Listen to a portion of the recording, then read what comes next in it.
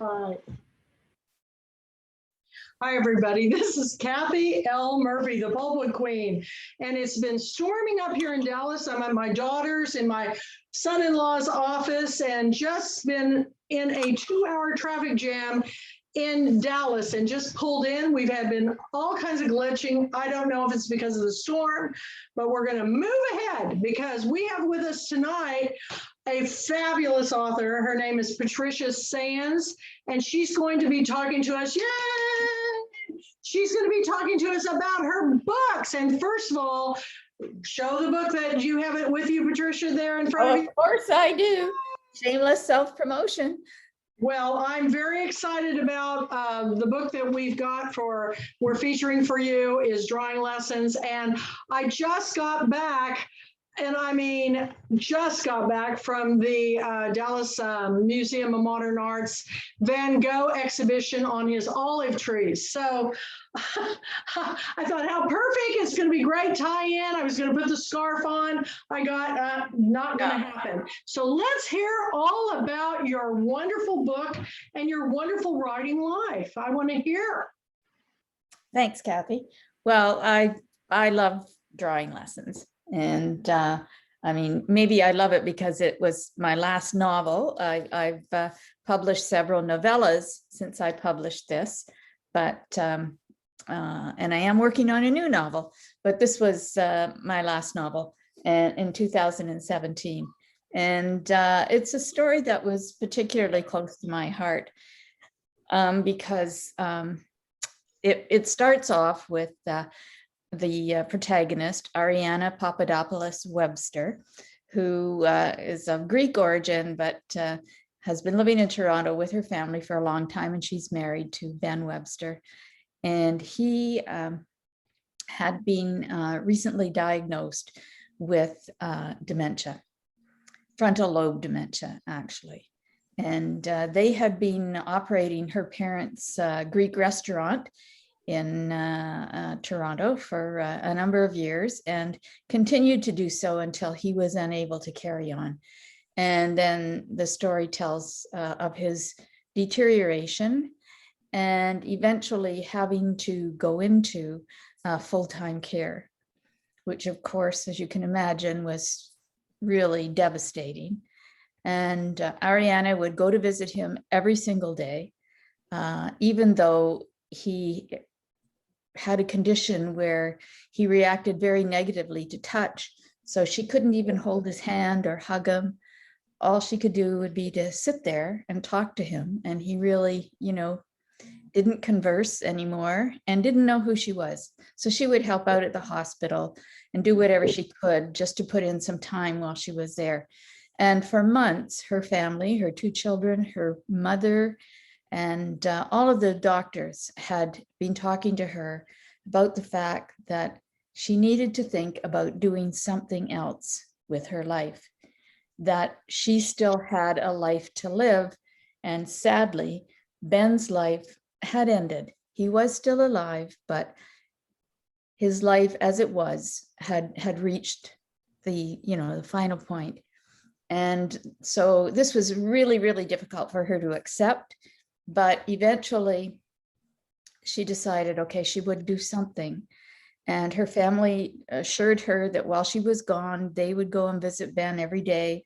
So, and she knew he was having excellent care. So there was nothing to worry about in that regard. And originally, Ariana had been an artist. She had studied art, gone to the Ontario College of Art, and she had worked in the Art Gallery of Ontario as an art historian for many years. And since she was a child, she'd had posters of Van Gogh's sunflowers in her bedroom. And she'd had to set all that aside to help out with the restaurant for many years. So she decided to go to a 2-week artist retreat near the town of Arles in southwest France. And so she goes, and the story continues, recounting her days in this 2-week retreat and the other 8 people who were there with her and their stories that they shared with each other. And it's a wonderful story about friendship and how people who really don't know each other at all can become very close friends in a very short period of time and in a very meaningful way.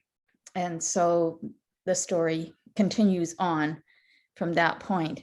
And I just want to stop for a minute and say that part of the reason I wrote about this situation with her husband was that I had become increasingly aware that a lot of women that I knew who were in their 60s and 70s were facing this exact situation. And in fact, a woman at our golf club who had been a really wonderful supporter of all my books had been living that exact situation. And so I spent a number of days with her talking and listening and writing things down as she told me her story and all the details that, you know, involved how she and her husband were interacting and how his condition was progressing. And a lot of the situations that happened in the story actually did happen to her husband. And so as I was writing it, I felt good that my information was factual and that I wasn't, you know, creating something that really wouldn't happen. And I've always been very, very grateful to her for all the information she shared with me. And so that's kind of how the story goes. I mean, there more happens after she gets to the retreat. And Oh, yes. You know, but a lot of the story too is about the area. And I mean, that's my thing, right? I've written several novels and novellas about characters in the south of France, and sharing the location of the beautiful areas in that part of the world is what I really love to do. My husband and I've spent several months every year in the south of France for the last 20 years. We've been very fortunate to have those opportunities. And I knew when I started writing my first book set in Provence that I wanted to share that with readers. I didn't know how it was going to snowball and turn into 6 other books, but location has always been a really important part of what I write. And it gives me so much pleasure to share the beauty of that part of the world with readers. Well, it's perfect for the International Pulpwood Queens and Timber Guys because we love to travel in our reading, and we also we're joining together in conversation by sharing our stories. And this is a story I'm hearing of a lot of my friends, whether it's, you know, dementia, or Alzheimer's, or cancer. There's a lot of people going through a lot of different things. We're of that age. And I think no matter what your age is, we need to read these stories to truly understand, walk in these people's shoes for a while. And you've written how many books now, Patricia? I've written 8. Let me see, I have a pile here. Yeah, I've written 8 books so far. 3 of those are novellas. And I have a novel in the works. So. Is it also going to be set in France? Oh, of course. Well, you know what? I go and do research, you know? Yeah.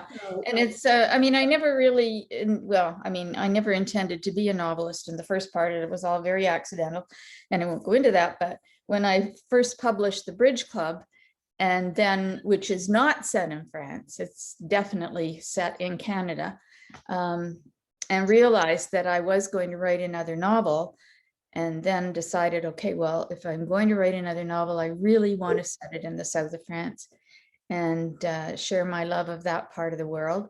So I wrote The Promise of Provence, and then I started getting emails and messages from readers saying, oh, well, what happened? What happened to Kat, the main character? You know, did she stay? Did she go? Is she coming back? And so other authors said to me, you know what, you got to turn it into a series. So that's how the Love in Provence trilogy happened. And then the following 3 novellas for the Villa des Violettes, they're all about those characters. So Drawing Lessons is a standalone in that it's set in a slightly different part of the south of France. And my husband and I had visited the town of Arles several times on day trips, and we're just fascinated by it. It's an amazing, enchanting historical town.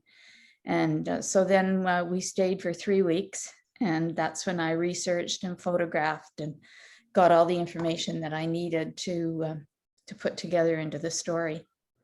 And you know, most of the time when we go to France, we would do home exchanges. So I love that. yeah. Oh, what was that? Tell us about that experience. Well, it's been great, and I don't want to get talking about it too much because I can get carried away. We could have a whole discussion just about home exchange, but yeah, just started off by chance. Actually, 20 years ago was the first time friends of ours had an apartment in Menton, which is along the Côte d'Azur, right near the Italian border. And they used to live in Toronto. So we switched for a month. And we realized how much we loved being in one place and living like a local, doing lots of day trips and that sort of thing. But, you know, being settled in one place as opposed to traveling all over. So that's what got us started. And we ended up doing 17 home exchanges, and they were all excellent experiences, no problems. We became friends with everybody we exchanged with. We had a home in Florida at the time, so we usually used that as our exchange home. And it just worked out really well. So I have my main character in The Promise of Provence. She actually goes on a home exchange to the south of France. And, you know, I talk about it in that novel. But well, one of my sisters and my favorite film and my daughter's is Holiday, about Winslet does the big switch with her, you know, little home in England, her little cottage with this big LA, you know, video producer, which is, the Charlie Angels girl. Gosh, blonde, cute as a button. yeah, I know, I can see her. Cameron Diaz. Cameron Diaz, yes. Cameron Diaz. A wonderful romantic comedy, and it just makes me think, how fun would that be? Anybody out there, I would trade my little cabin in the woods for someplace in the world. So, and because I've been in this house way too long, I don't know about you guys. Maybe later you could write a book about that experience, because women who like to travel like me, we need those kind of books. And I think we always write what we want to read. Would you think that's like what happened to you? Did you write what you wanted to read? Well, I think so. I mean, I wrote about locations that I loved and had my characters doing things that, really appealed to me. And I just can't stop writing about the south of France now. I figure, that's my thing. And I've said to other people, my books may never be on the New York Times bestseller list, but I have this little niche group of readers who love reading stories set in that part of the world. And I'm really happy to write for those readers. And one really cool thing that's happened as a result of these books is that for 7 years now, not the last 2, because thank you, COVID, which also changed my appearance. If you notice, I don't look like any of my author photos anymore because I now have white hair. Oh, well, that's the way it is. I'll get new photos next year when I go back to France. But for 7 years, I've done a 12-day tour of the south of France for 16 women based on my books. I love that. I love a website for that. There is a website, yeah, okay. and there are links to it. The website is actually through our travel company that puts the tours together. They handle all the logistics, absolutely southern France, but it's all on my website. And the thing I love best about it, I do it with my good friend Deborah Bine, who's from Atlanta, but she also is the barefoot blogger on Facebook, and she lives a good part of the year in the town of Uzès in France. And so we do the tour together, and every year these 16 women become such good friends. It is just wonderful. That's the best part. On the last day, everybody cries. Nobody wants to leave. It's it is really a wonderful experience. It's great when you can get away for that length of time at this age with your girlfriends, because bonds will be formed, and guy friends too. Sure. So, I travel with a group of people with Decorate Ornate tours, and we go to Italy and Greece and different places. And we all get together all the time because a lot of us are here in East Texas. And it's like, we just went on this trip for 2 weeks and now we're friends for life. So Yeah. I highly recommend, you check out Patricia Sands' tour. It sounds fabulous, but read all her books before you go. Well, that's right. And because when we're on the tour, the women always have their eye out, to see if they're going to find Philippe, who's the fromager in the Love in Provence series, or Jacques, who is a writer and a gardien in the Camargue and drawing lessons. So it's great fun to hear them talk about the stories as we visit the places, because we stay the first week in Nice and we do day trips every day, and we go to Antibes, which is where most of the Provence novels are set. And the second week we're in Arles, which is where drawing lessons is set. So we really do live the stories as we travel, and it's very rewarding and satisfying. That is fascinating. And I've taken the Pulpwood Queens on a lot of tours to Europe, and it is so much fun to go walk in the places that, these authors have been. I mean, I actually stayed in a Italian villa, this family, and they brought out their library books, and they had signed first edition of Oscar Wilde. They had Henry James. They had Samuel Clemens, of course, who's Mark Twain, and I got to hold them in my hands. Wow. And it was just because they'd all been there, they'd all been there. So it's really exciting. And we've been to France too. So I think that sounds like a trip for the future for everybody. So you got another book going, but let's learn a little bit about your writing process. I mean, do you write every day, or what? How do you do this? Yes, I do. I usually write first thing in the morning. And I stay up late and I get up early. I don't know. I don't seem to need much sleep these days. I think I'm afraid of missing something. So I do write every day, and then, spend, of course, time on social media. And then, in the evenings, I come out and tap my husband on the shoulder and say, hey, remember me. Sorry, I haven't talked to you all day, but then I'll sit down with him and we'll watch movies or whatever. And he's very understanding, fortunately, and really supports the time that I do spend writing. Like all authors, I spend a lot of time doing research, reading, making notes, looking up things, and it's all consuming, isn't it?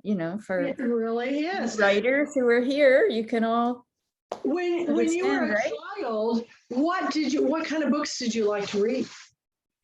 Oh gosh, well, the earliest books I remember are the Bobbsey twins. Oh, I was really love them. I love yes. them.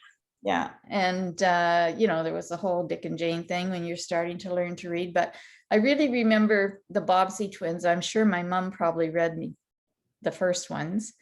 And also there were Maggie Muggins stories that were very popular.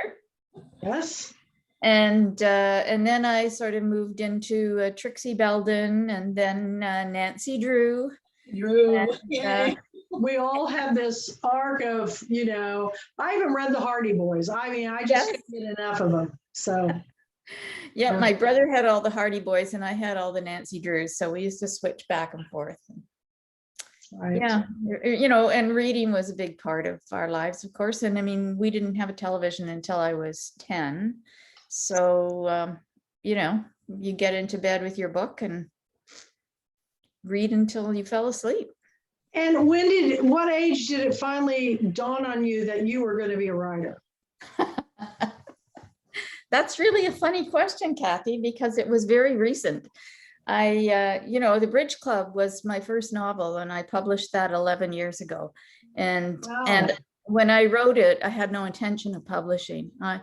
Being a writer was nothing that had ever been anywhere near my wheelhouse.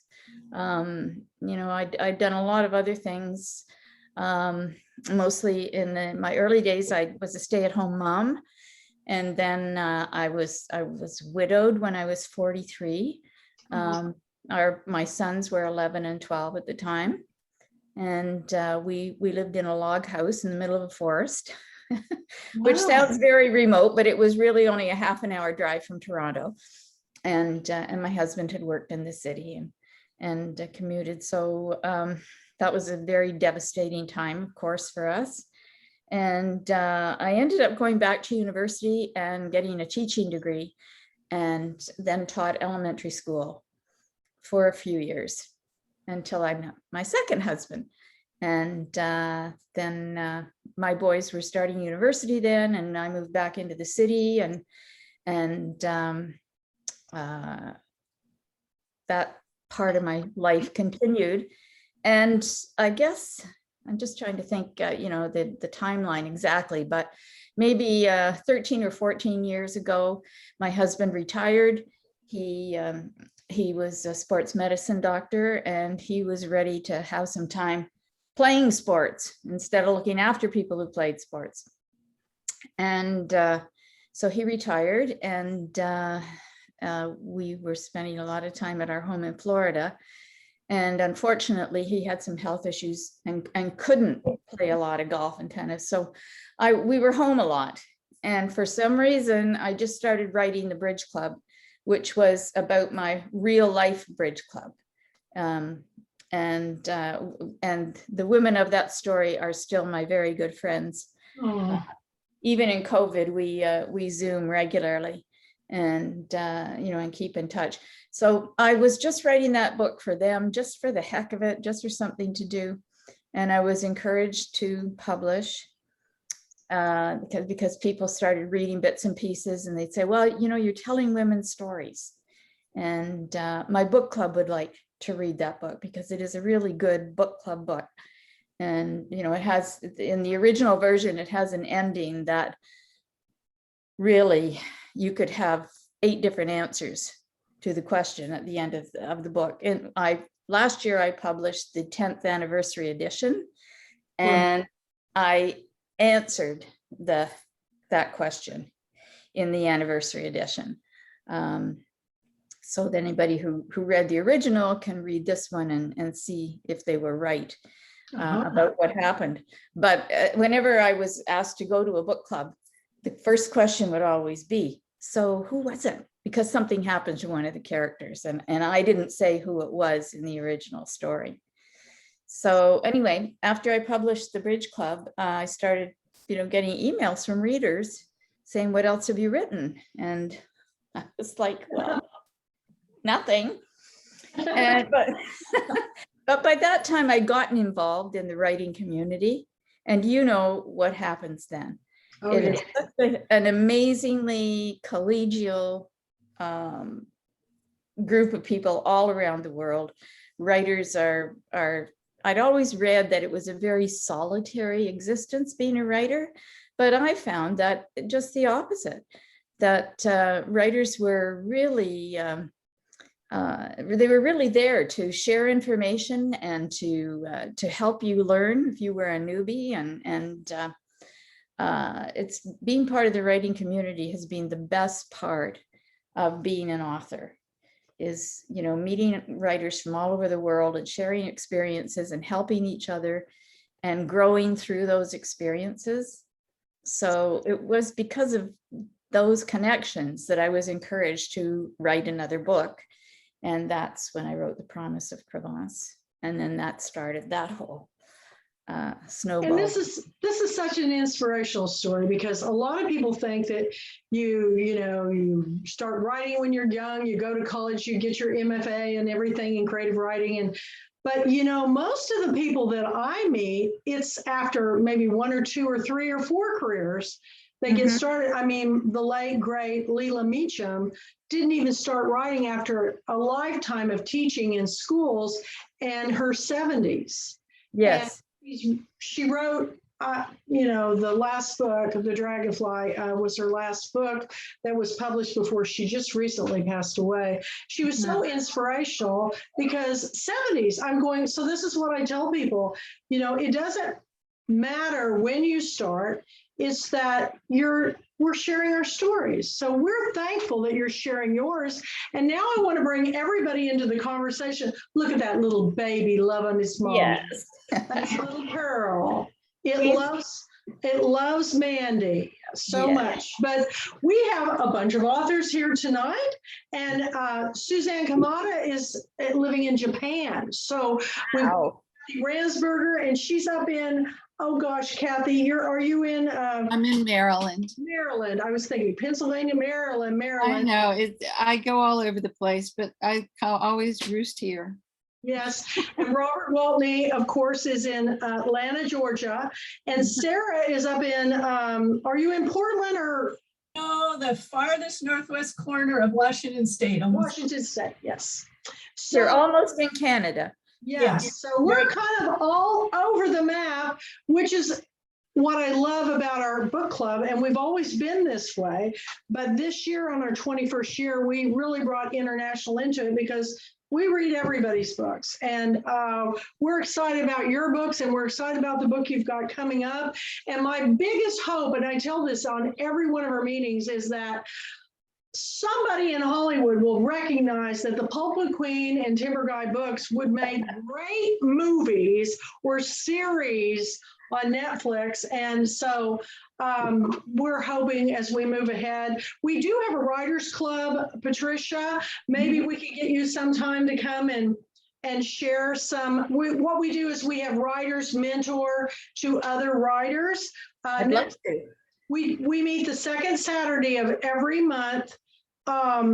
In the next one's Queen Sanchez, and she'll be, she wrote Freedom Lessons, and she'll be, and then we'll probably not start up again until after our big book club convention, because we're going to keep running the Tuesday night book club till the 21st of December.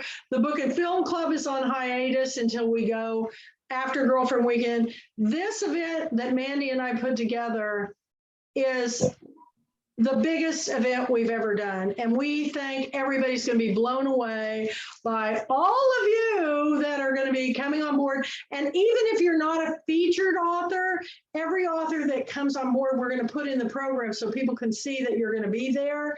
And we're really excited. Anything you want to mention about it, Mandy? Mandy is our executive director. I'm sure all of you know, but everybody out there in I share this on my Kathy L. Murphy YouTube channel. We want people to recognize us, but she's part of our team. And Robert is my co-host of my book and film club. And then we have Paul Roberson, who works behind the scene on website maintenance and things. But you want to tell them about the latest Reading Nation or? And Patricia, you're featured in it, which is so. I know. Oh, beautiful photo essay. Oh my gosh, that was so much fun to put together. Oh, Yeah. you did a great job, Mandy. Thank you. Oh my, it was so easy to do with those beautiful pictures. It was so much, that was a lot of fun. That was fun. Well, we're My really pleasure. excited. Yeah, go ahead. Beautiful, Mandy. Thanks. Anybody else? Go ahead, Mandy. Well, as for the program, just if it's up on Issue, you can just read a Nation, and it's one of the publications. It's got the schedule with all the times, and so everybody can go and check it out. Go to readingnationmagazine.com. We've been sharing it everywhere. I shared it on the new Pulpwood or the Pulpwood Queen Picks page. for you, Patricia, because you're featured talking about France, which is always fascinating. So we love the in-depth articles on our writers, but we're starting to develop more. We're trying to bring our readership into contributing what they're doing in their book clubs and sending us stories of things that are happening. And it's been really hard because of COVID, because so many of the book club members across the world, have been afraid to meet. They're just now starting to, and then there was a little bit of, some people got COVID and then they stopped again. And, we're just praying that 2023 will be back live, but it's important that we all stay safe and secure. So any of the other authors want to ask anything about a writing process or anything for Patricia? Yes, go ahead. Hi. So first of all, I want to say that I'm a big Francophile, and I did my foreign study in Avignon many years ago. So Wonderful. I'm really looking forward to revisiting that area through your book. But I'm wondering, as someone who loves to travel, especially, and is inspired by France, how you coped, how the pandemic affected your writing process. Well, once I stopped sobbing on a daily basis, after being in France every year for 20 years, to not go for 2 years I know that's, many people in this world have far more serious problems in their lives. This should not be a problem, but I really missed it. I really missed going. And you're right, it did affect my writing process, because I'm so used to being there at least once a year for an extended time. I've been a photographer all my life, so I take tons of pictures, and those pictures do influence my writing. I use them a lot as writing prompts, or if I can't remember something, I can go back and, a description and find it in the photos. So definitely, I think every author was affected in one way or another by the pandemic. I actually didn't mind staying at home. Right. That didn't bother me. Lockdown didn't bother me. The main difference for us was my husband and I moved from Toronto, where we'd both lived for over 40 years, 2 hours north. And so we're in a much smaller community in a beautiful area on Georgian Bay, and some of our kids and grandkids are up here too. So even though there was lockdown, we could go out and do things. So from that perspective, I didn't feel confined, but I did find that some days it was harder to buckle down and get into my writing, for sure. It's true. It's true. Thank you. I just wanted to kind of second that, because we've had to cancel 2 of our trips to Greece, where we're used to going every fall. Oh. 2 of my novels, and yeah, somehow without that energy and those photos, I take a million photos too. So I really relate to what you're saying. I hear you. Yeah, definitely. When you're using location as a big part of your stories, and suddenly you're not in that location, definitely has an effect. And I found one thing it really affected me was writing my newsletters, because, for the last 8 years, I've written a monthly newsletter.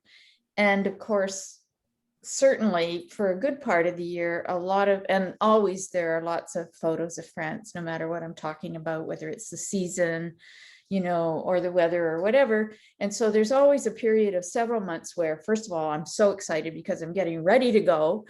And then I'm there, and then I come back and I've got all sorts of stuff to share.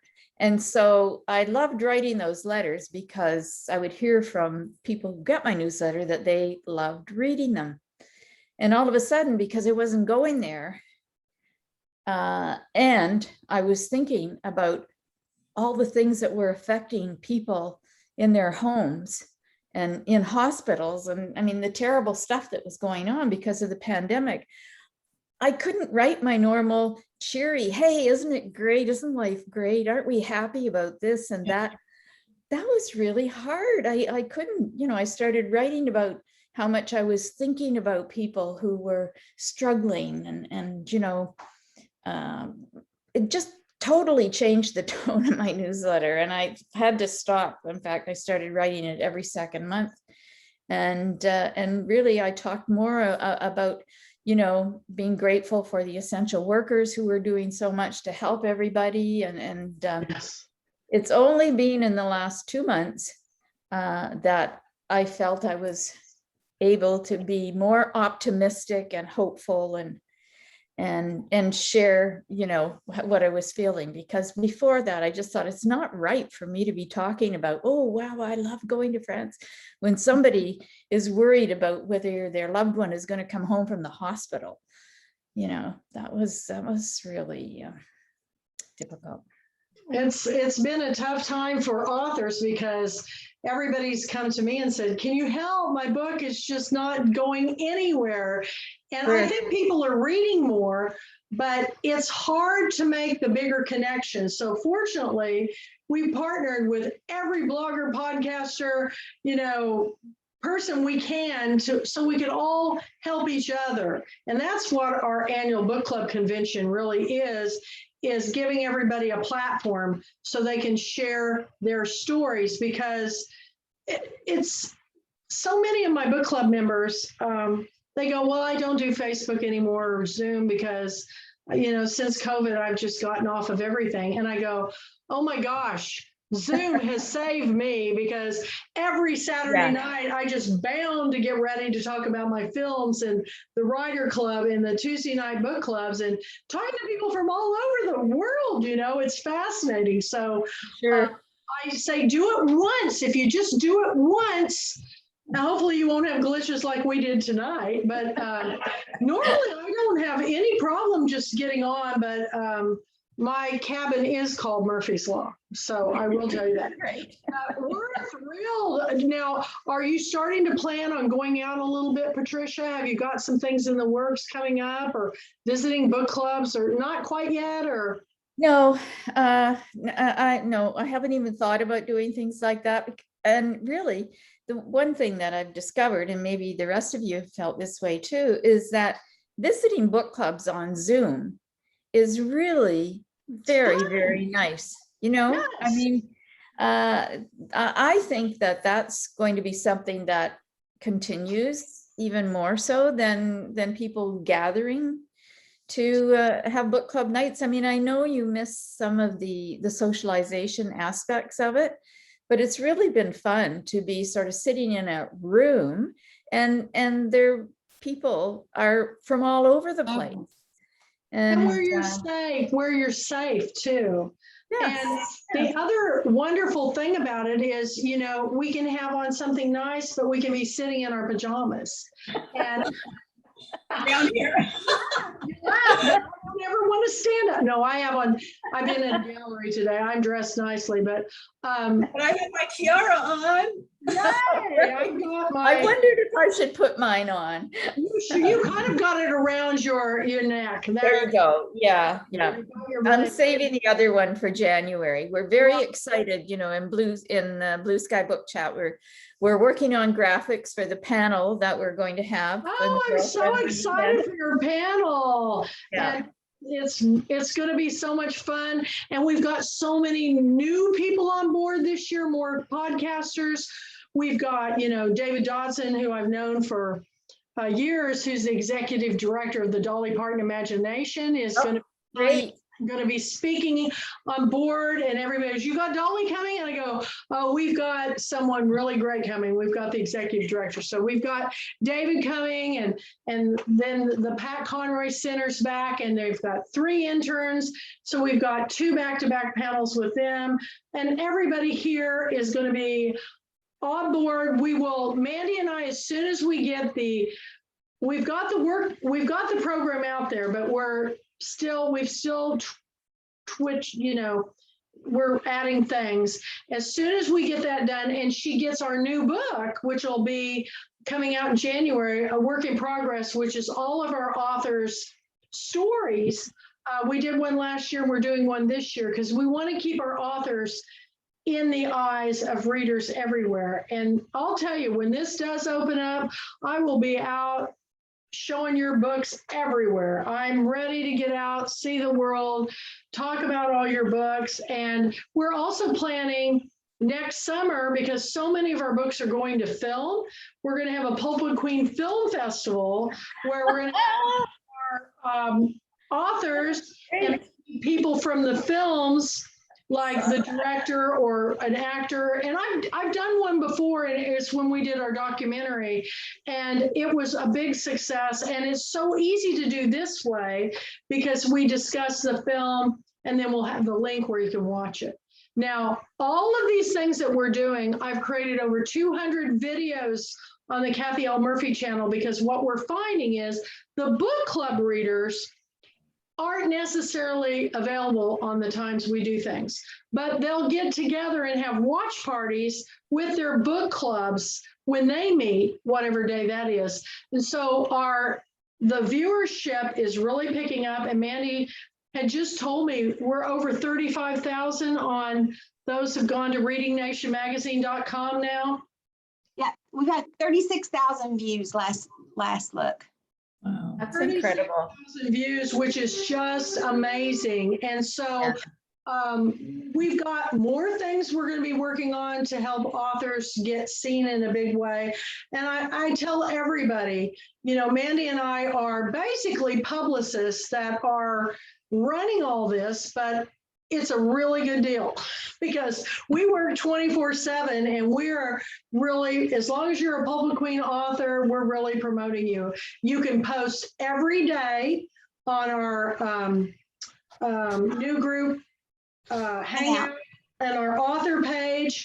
The Pulpwood Queen Presents is for Patricia Sands only. So all this week, Patricia is going to be blogging and showing pictures and doing things and talking about what she's doing with her book. Fascinating stories. And of course, as an artist too, I love the art lesson, the art bent on your book. And I just am really excited that we have kept it going, and we're actually up on membership big time. So we're the only book club that I know of, and the only international book club convention I know of in the world that really literally brings their authors into conversation in everything we do. Whether it's in individual book clubs, we can arrange for you to do Zooms, or whether it's our Tuesday night book club, our writers club, or our book and film club, and all the other things we have planned coming up. And Mandy has just showcased authors at a very reasonable rate in the magazine. And I think the more you share, the more we're going to build this up so that maybe there's a new way to discover authors. Maybe it's not just the New York Times bestseller. Yes. I just wanted to say how grateful we all are for everything that's being done for January, especially Mandy's program, what she's done on top of everything else. I know we've been back and forth, and Eileen and I so appreciated that. And I do have one quick thing that I want to say to Patricia. Just break in and say it. I don't want to ask this as a question because I don't want to give it away, but Okay. anybody that's watching this that's not with us tonight, unless you want to answer it, Patricia, what do Provence and something you normally think of, a job perhaps as Texan, and something from Florida all have in common? An animal from Florida. It's in drawing lessons. And everybody now has to read it to find out the answer to that question. That's very clever, Kathy.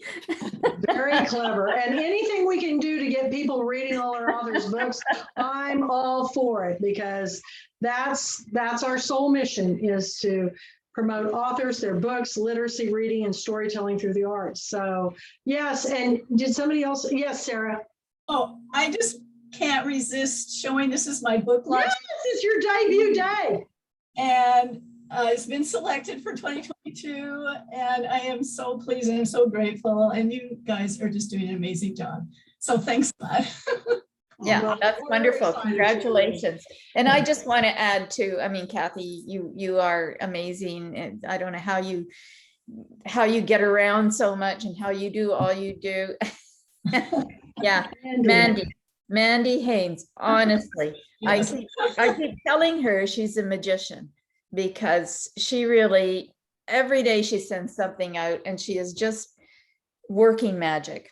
It really, the magazine is phenomenal. It's breathtaking what you do, really. And thank you. I can't imagine how many hours in a day you put in. It has to be more than 24. It It's is. a lot.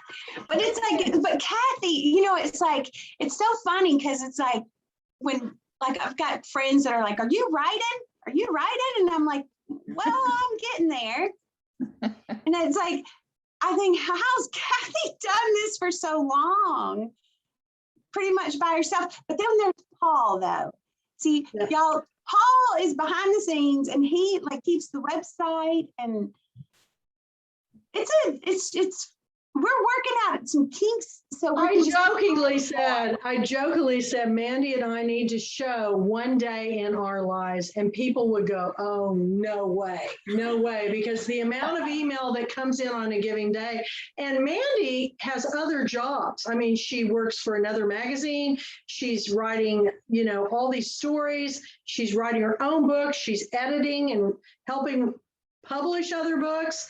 She's doing all these other things. And so she's been a blessing to me because she came to me and said, how can I help? And I go, wow, you know, and she came at a perfect time. And she has so many skills that I don't have. I'm a big talker and I'm a big idea person, but technical skills, obviously tonight with Haywire, but I can call her and she can fix it like that. So can Paul.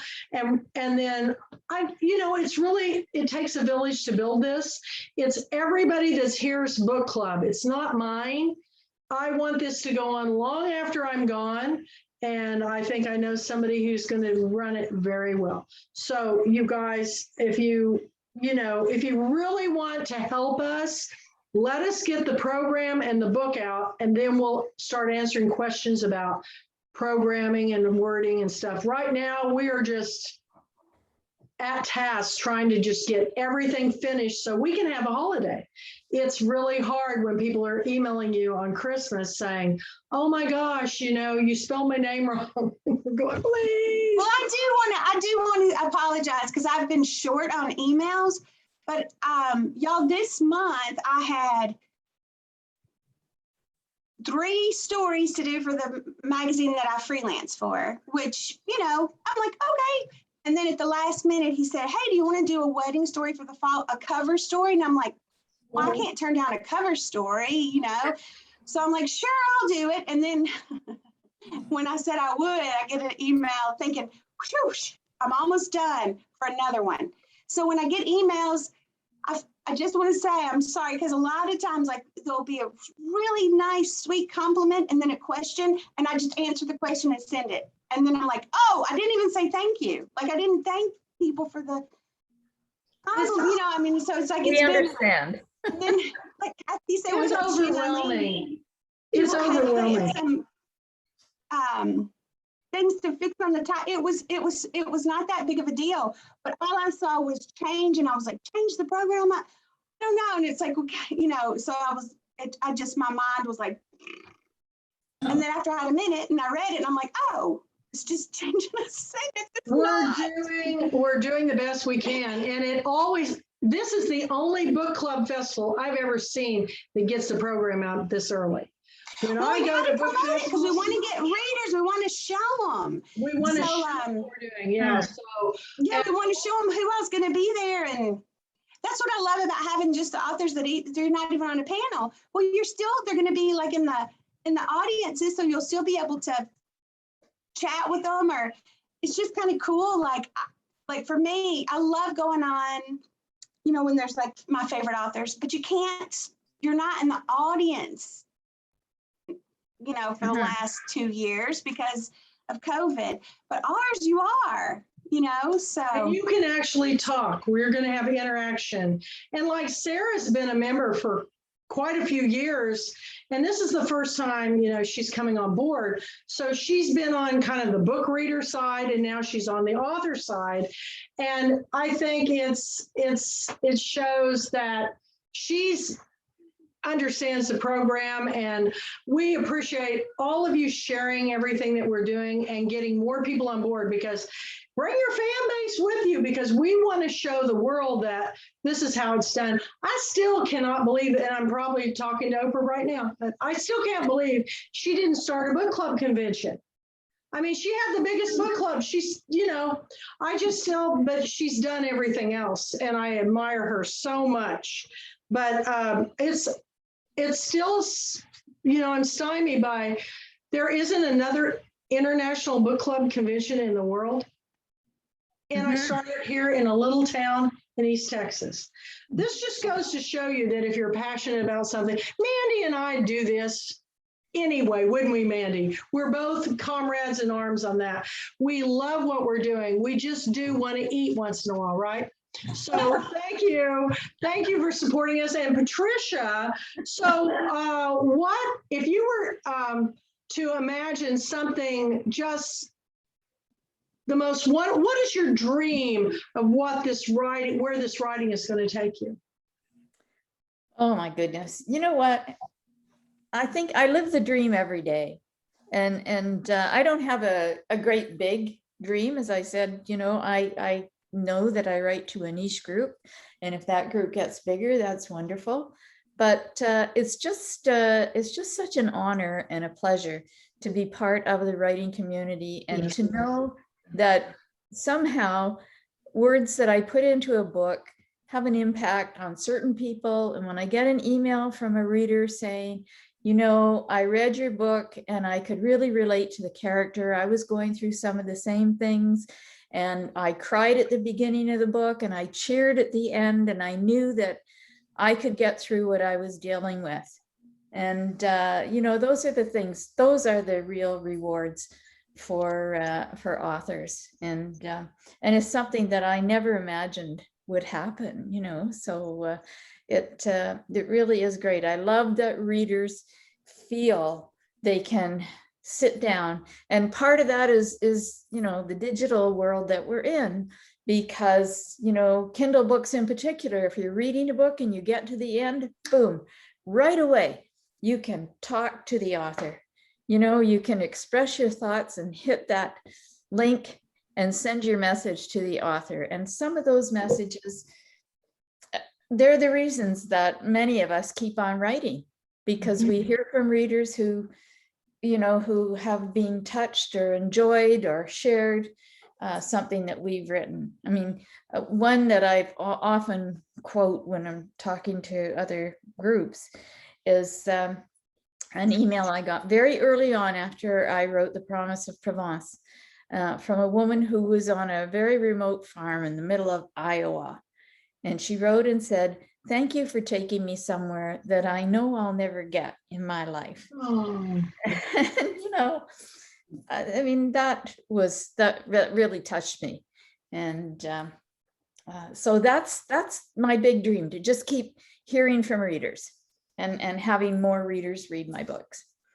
And the one thing I've learned too is that no matter how bad it gets, because it's gotten pretty bad this year for all of us, is that if you just wait for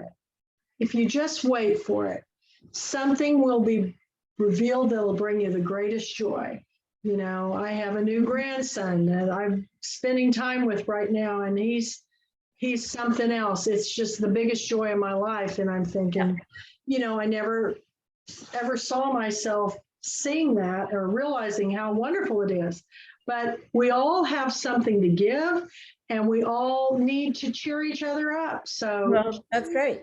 And Kathy, you actually touched upon something earlier that I meant to say when I was blathering on. How when you finish blathering, you think, oh my gosh, I meant to say that. Say it. But because I started writing so late in life, It's something that I always share, when I'm invited to speak to book clubs or writers groups.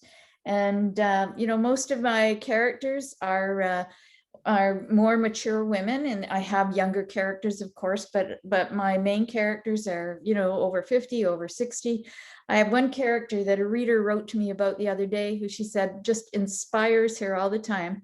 And that character's in her 90s. And so I love writing about people who've lived more of life.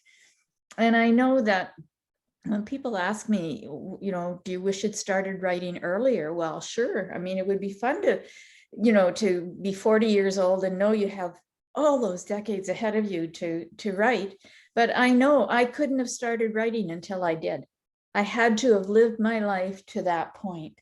And so I like to talk to people and say, hey, you know what? I have a word for retirement, and that word is rewirement.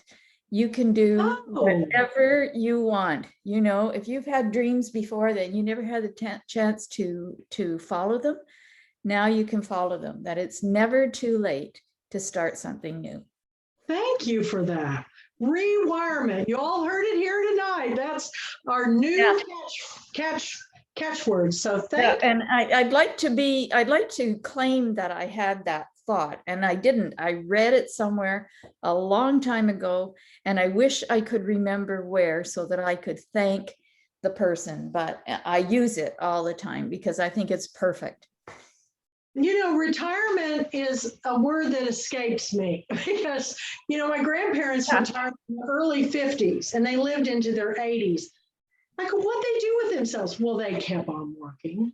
They were real entrepreneurs. They just kept on working. I think that's a word that may disappear at some point in our lives. Yeah. I think we need to live in our lives until the end. I think we need to keep on learning and living. So it's a choice. Thank you for that. Rewirement. Very good. Very good. And we're going to get a hold of you about doing the Writers Club, because I think that would be fascinating, your process of how you do that. Every single one of these that we do, I walk away and go, wow, I never thought of that before, just like that. Never heard that before. Mm-hmm. We all can learn something every time we read your books and even reread. Do you reread? Does anybody here reread books? When I have time, yep. I do, because I went back and read one of Kurt Vonnegut's books, because it was the first book I checked out from the library, Breakfast of Champions, when I went from Louisa May Alcott to Kurt Vonnegut when I was in We read it the other day and I was shocked. I was like, oh my word, and there's drawings and all this stuff, but I still love him. I quote him a lot on Facebook, but anyway, thank you for joining us tonight. Sorry about all the trouble. Let's pray that the rest of this week goes well. Your blog will go up tomorrow morning sometime before 9, and share your pictures, and you all go to the Pulpwood Queen Presents. If you have any burning questions, anybody out there listening to this, Patricia will be up on our our Pulpwood Queen Presents blog all this week, and you're everywhere. I see you all over Facebook. You're on Blue Sky Chat, and I try to share those, but you guys can post those on our new group hangout. So I hope you'll share all those. I know Grace Salmon put a little puppet thing up talking about how I was going to be announcing my November picks, and I can't share it. So anytime you want to post on our new group hangout or author page, you can do one post a day. But the Pulpwood Queen is reserved for you, Patricia. So thank you. Thank you. And keep calling me. We'll get that drink down the road. And it's a journey of us all together. And we're all on the same page that reading is important. So y'all have a great week. And hopefully the sky is supposed to storm really bad again here tomorrow. So I'm headed back to East Texas on Thursday. So, because we're gonna have some bad storms, a cold front's coming in. If you'd seen the rain I drove through to get here, it was wild. That's why I have on this hat. So, thank you, Patricia. Thank you, everybody that joined us. Suzanne, thank you. from Japan. I mean, I'm telling you, this is just amazing where you guys all come from. Bring your friends. Come on, let's get some more people on board. Mandy, thank you. Everything you're doing is, I love you. Thanks so much. Thanks so much, all of you. Everybody, we'll see you next Tuesday. At All 7. righty. Okay, bye-bye. Bye for now. Bye. Thank you.